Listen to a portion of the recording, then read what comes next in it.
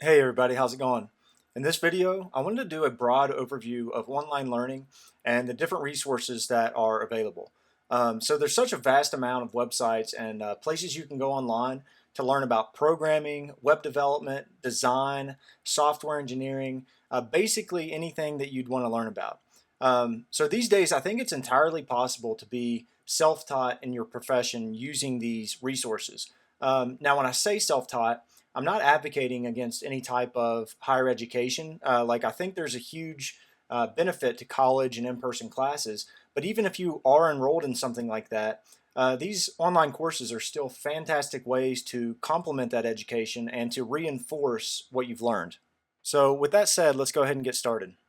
So this first website here is my personal favorite. It's called Udacity, and the courses you can see here are put together by Google, Facebook, and several other large companies. You can see here that they have a variety of topics. They have front-end web developer, data analysis, intro to programming, full stack development, things like that. If we take a look at the full list of courses, you can see that there are just tons of different topics and courses to choose from. Now, one thing I really like about the courses that they offer here is that they also offer like fundamental courses. So down here you can see like software debugging, design of computer programs, intro to algorithms, software testing. Those are the kind of courses that are going to apply to just about any job within computer science. No matter what language you decide to program in, those fundamentals are going to be really important to learn. But even after you learn those fundamentals, they still do offer things that are specific. So for example here, like object-oriented JavaScript, data analysis with R. So Udacity, I think they offer a great variety of topics, and the content is really well put together also. One thing that I do wish Udacity would change is, like, for example, if I click on the Intro to Computer Science class here, I don't know about you all, but my eyes are kind of immediately drawn to this big orange button here that says Start Free Trial. And this is only on some courses, but then you see this big price tag here of $1 or $1.99 a month, $199 a month. And I've told several people about this website, and they see this and immediately click off of it and say that they thought it was free. Well, actually, it is free. This price tag here is just for like personal one-on-one coaching and to get a certificate after you complete the class.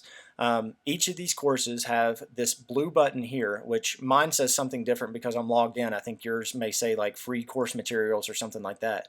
But you still get all the videos and you still get all the exercises. You just don't get that one-on-one help from these coaches. So if I was to click on this blue button here, then it takes you to all of the videos and all of the lessons, and these are all still free. I really like the format of the courses that they've done here. So they have videos, and each lesson is kind of laid out here, and they explain everything in the videos. And then at certain points, they will quiz you on the material. So if I click on quiz here, sometimes these are like multiple choice, but a lot of the times it's an actual place online where you can code, live code, and see the results. And I think that's great, to do the videos and then to code. I really think that you learn this stuff better whenever you write it out yourself rather than just watching it. So I think the format that they have set up here is great. So that's a quick look at Udacity. It's my personal favorite, but there's tons of other resources as well. So here I just opened up MIT OpenCourseWare. Now this is something that a lot of colleges and universities are doing now, where they will videotape their lectures and save their lecture notes and exams and quizzes and things like that, and they'll put them all online for free. So for example, you can see here that in their electrical engineering and computer science courses, they have all of these classes where they've added some type of material from that class that you can look at. So all of these courses that they have listed here may not have videos, but a lot of them do have lecture videos, and they also have quizzes and exams and solutions and things like that. So for example, if I look over here, this is Introduction to Algorithms. And if we look down at the course features, you can see that we have video lectures, assignments and solutions, exams and solutions, and even transcripts of the courses.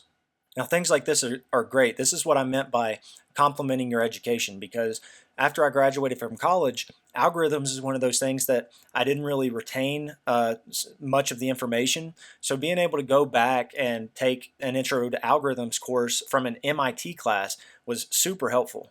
Now, a lot of these universities, when they videotape these lectures, they will put them up on YouTube. And personally, I like YouTube's interface a little bit better than these other websites. So a lot of the time what I'll do is I'll just go to YouTube and search for that university and then click on their YouTube channel. Then I'll go to their playlist, and within their playlist, I'll find the course that I'm looking for. So for example, here you can see that we have the same introduction to algorithms course, and you can scroll down through here and see the length of every video and also all the videos that they have available through that course. Now, like I said, MIT isn't the only university doing this, so search for your favorite university, and if they have a YouTube channel, then most likely they'll have a playlist associated with courses that they offer. So for example, if you search for Stanford and look at their playlist, then they have a course up here called Programming Methodology, where it's kind of an introduction to computer science and software engineering principles. So I think it's great that a lot of these universities are starting to offer a lot of this material for free. Now, since we're already on the topic of YouTube, I wanted to mention that it's also a great resource itself. Pretty much any problem that you run into or anything that you want to learn about, you can just search it, and most likely there's going to be a video or several videos made on that topic. So real quick, let me go over a few of the channels that I'm subscribed to.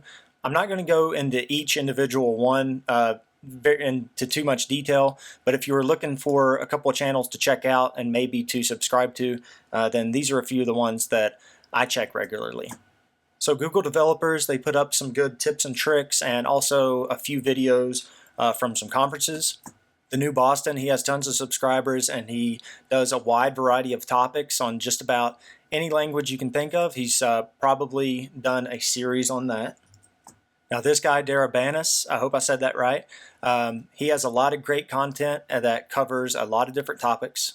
I especially like the videos that he does on software design patterns and the fundamental topics that I was talking about earlier. Okay, computer file. Now this isn't like your typical type of tutorials, but I think it's a neat channel. They do a lot of like history of computing, and they also go in depth into some topics. Like down here you can see that they have SQL injection, and they really show in depth how these things work. Eli the Computer Guy is another good channel. This guy does a lot of tutorials mainly on things like system administration and networking and things like that. Learn Code Academy, I think this is a newer channel. I've just recently subscribed to it, but it's really great. It's more centered around web development, and this guy does a great job of making short videos, but fitting a lot of information into short videos and really getting the point across. Level Up Tuts, kind of the same thing, centered around web development, and also does a good job of fitting a lot of information into short videos. Dev Tips, this guy has a lot of good content, and most of it is centered around web design, so a lot of CSS and things like that. Okay, speaking of CSS, the channel Real CSS Tricks is run by the guy who does CSStricks.com, Chris Coyer. He doesn't put up videos a lot, but when he does put up a video, it's usually of a real-world problem that he ran into and how he solved it. So I think that those videos are extremely useful. So just a few more here. PHP Academy does some great PHP videos. This guy Syntax does some good Python programming videos. So these next two, New Circle Training and Next Day Video, both of them put up good videos, and a lot of them are taken from talks from conferences and things like that. Now, speaking of conferences, if you have a favorite conference, then search for that conference on YouTube and they might have a channel. So for example, I'm on the PyCon channel here for 2015. Now, some of these conferences, you may not be able to afford to go and travel there in person, but a lot of them put their videos online for free, and they're super useful and have a lot of great content. So that's a few of my personal suggestions for YouTube. Let's go ahead and take a look at some other websites. So Khan Academy is more famous like for their math tutorials and science and economics and things like that, but they do have a computing section. So they have this computer science section where they go over like algorithms and the fundamentals I mentioned earlier, and then they have a computer programming section where I believe that the majority of their material is web development based, so like JavaScript and HTML and CSS and things like that. Now, they don't have a ton of computing material on Khan Academy right now, but the stuff that they do have is really good. But the most benefit that I get from Khan Academy is their math section. So if you're in computer science and you're looking to level up on your math skills, I think Khan Academy is one of the best resources out there. And they have a ton of great classes. They have pre-calculus, differential calculus, linear algebra, things that are going to come in handy big time for your career down the road. Now, another website I wanted to take a look at is one called NoteSchool.io. Now, I really like the approach that NoteSchool takes to their tutorials. So it's not like other websites. Most of their tutorials are based in the terminal. So for example, if I pull up my terminal here, and if, for example, I wanted to take the Node tutorial on their website, then I could copy in this npm install command. Now you have to have Node.js installed, but that's outside the scope of this video. I just want to kind of show you how the website works. But you install this package onto your computer via the terminal. And then when that package finishes installing in your terminal, then you can just run that package within your terminal, and then the entire tutorial runs within your terminal, which is really neat. Now, the thing I really like about this format of tutorial is that not only are you learning the topic that they're trying to teach you, but you're also learning a lot of terminal commands, which is more important than a lot of beginners think. You know, some people think that it's this esoteric skill that you don't really need to know, but if you learn it really well early on, then you'll realize kind of how crucial it really is. And so these walkthroughs do a great job of teaching the topic and making you somewhat proficient with the terminal. So that was NoteSchool.io, and I think that they have a pretty unique approach to how they do their tutorials. Now moving on to the next website, this one is called codeacademy.com, and on here you can see that they mainly focus on web development skills, and it's very interactive also. So whenever you go and take a tutorial, most of the time you will be typing your code directly into the browser, and then it will check against that code to make sure that it's right. I think that's the best way to learn is by doing. And they also provide these API tutorials. Now, I think these API tutorials are super useful because I don't think enough emphasis is shown in the other websites I've shown on APIs. If you don't know what an API is, basically it is a way to use information that other people provide. So for example, if we were to take this tutorial on the Twitter API, maybe you want to make an application that maps out tweets onto a map of a certain topic and when those tweets were tweeted out and things like that. That's something that you can do with an API because Twitter provides that information through their API publicly.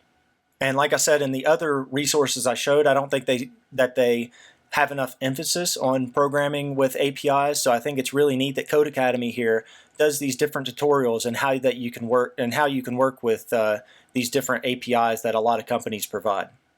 Now the next website I'd like to show you is one called edX.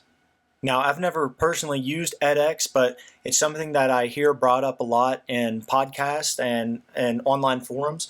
If you look at their courses for computer science, I have these filtered out here. It looks like they have a lot of great material here. They have Intro to Computer Science through Harvard, some Introduction to Linux.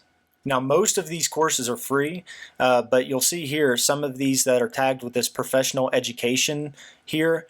Those are not free. So for example, if I clicked on this class here, you can see that it does have a price tag of nearly $500. Now that's a good segue into what I wanted to talk about next. Every resource that I've shown you so far has been a free resource. But if the information that you're looking for is only offered for through a paid class or something online, then you shouldn't always shy away from paying for your education. So for example, this class here, that $500, it seems like a lot of money, and it is a lot of money. But if you compare that cost to taking a class, through a university or through an in-person workshop, then it's really not that bad. And if the topic that you're paying for, in this example, Linux system administration, if it's something that is your professional job, then really that money that you spend on the class is just a drop in the bucket compared to the return that you're going to get on that education throughout your career. So with that said, there's a couple more websites here that I want to show you that aren't entirely free, but the content that they put together, I think it would be worth it for some people.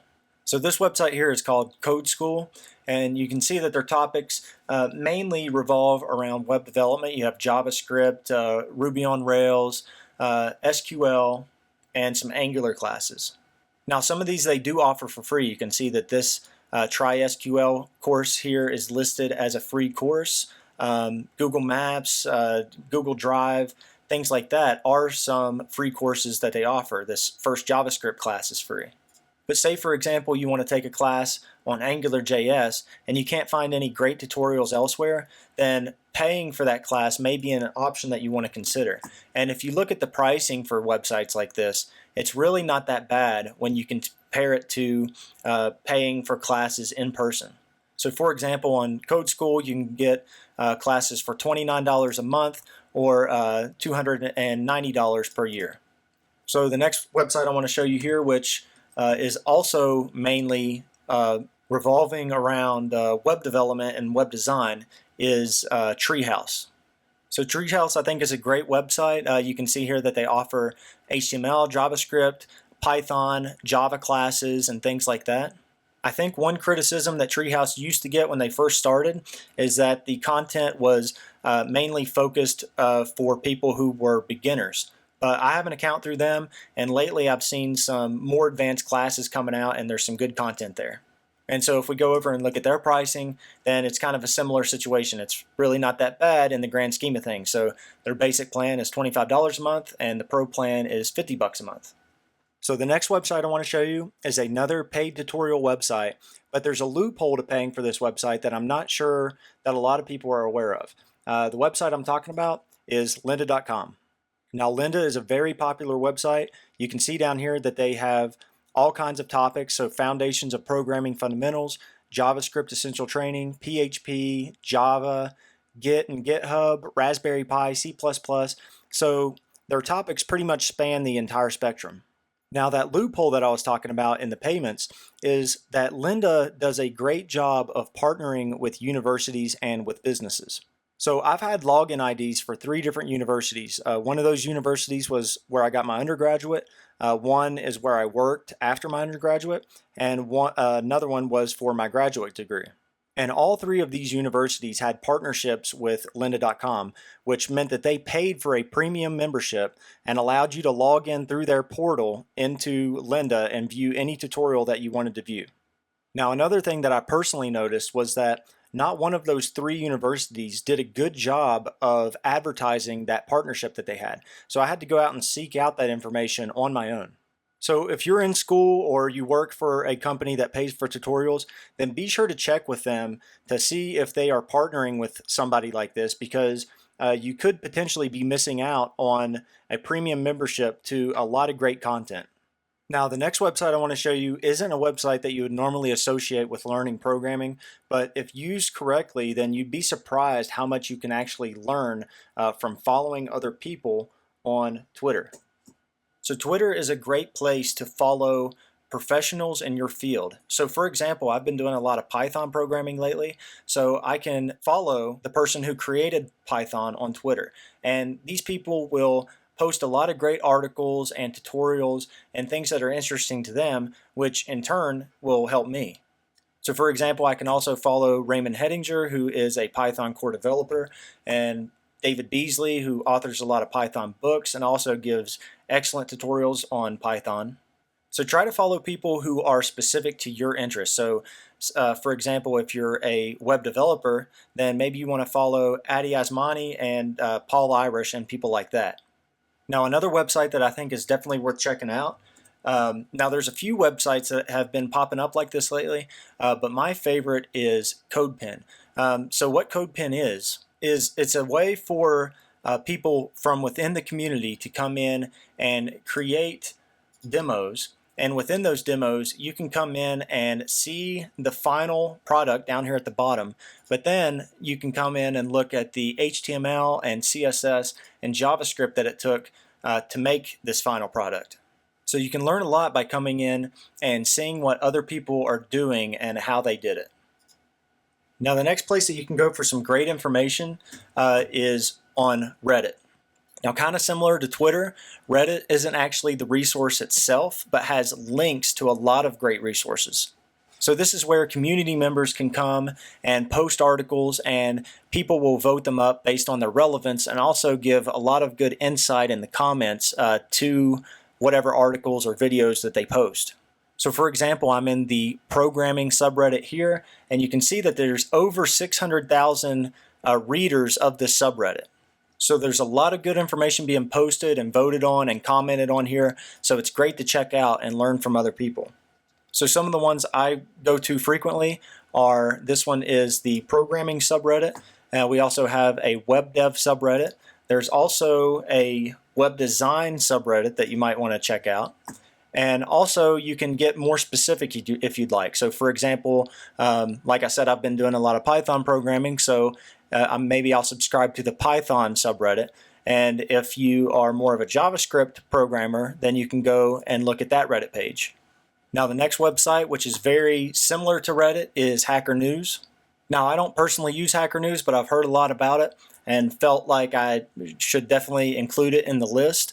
It's similar in the sense that people can post resources that they find interesting, and videos and blog articles and things like that, and the good ones will get voted up to the top, and people can make comments on that resource saying what their opinion is about it.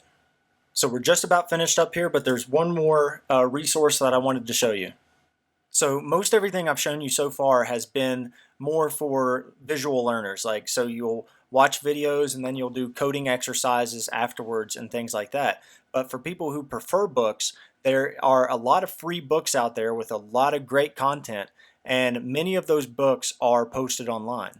So if you Google free programming books, this is one of the first links on Google that you'll get. And this is on GitHub, and it's a repository by VHF. And you can see here that it's a very popular repository. It has over 40,000 stars on GitHub. So whatever topic you're looking for, just scroll down through the index here and say that you're looking for JavaScript. So within the JavaScript section, they have a ton of books here listed that are available for free online. So this one here, Learning JavaScript Design Patterns by Adi Asmani that I mentioned earlier, if you click on that, you can see that it goes to the book online here, and you can read the entire thing online for free. So if you're someone who prefers books over videos and coding exercises and things like that, then definitely check out this GitHub repository, and you'll almost certainly find something that interests you. So that about does it for this video. There's such a large number of resources online to learn this stuff, so I'm sorry if I left any out or forgot any important ones. But if you do have any favorites, then just post those in the comment section below so that other people can check those out. So I really hope this video is useful for you guys. Don't forget to subscribe for future videos, and thank you guys for watching.